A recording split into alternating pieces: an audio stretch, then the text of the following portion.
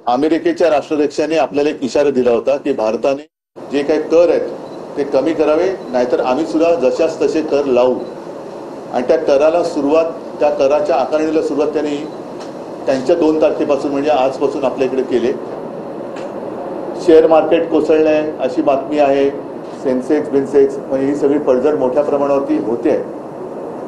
काल आपल्याला सर्वांना, निदान मला तरी अपेक्षा अशी होती की देशाच्या आर्थिक पाठकण्याचा हा विषय, कदाचित आर्थिक पाठकणा मोडेल की काय, आर्थिक संकट मोठं आपल्या देशावरती आदळेल की काय, अशी ही परिस्थिती असताना देशाच्या पंतप्रधानांनी, देशाच्या अर्थमंत्र्यांनी आणि देशाच्या परराष्ट्र मंत्र्यांनी बाकीचे सगळे विषय बाजूला ठेवून देशाला विश्वासात घ्यायला पाहिजे होतं.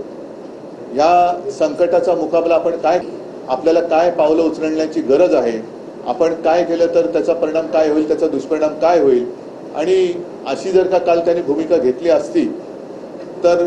आणखीन एक गोष्ट सांगतो की मी जेव्हा मुख्यमंत्री होतो तेव्हा चीन घुसला होता आपल्या देशामध्ये, अरुणाचल वगैरे त्या भागामध्ये.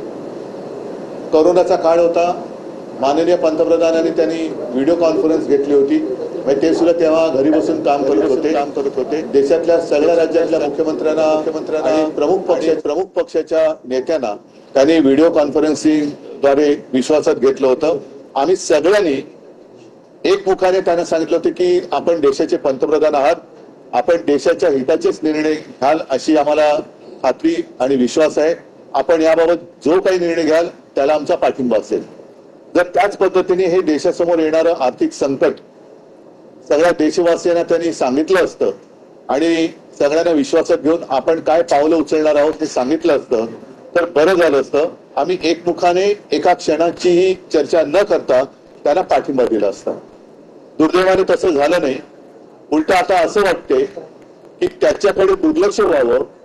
आपण काही त्यांच्याकडे काही करू शकत नाही, कारण पाकिस्तानला इशारा देऊ शकतो, चीनला देऊ शकत नाही, अमेरिका तर फार दूर राहिली.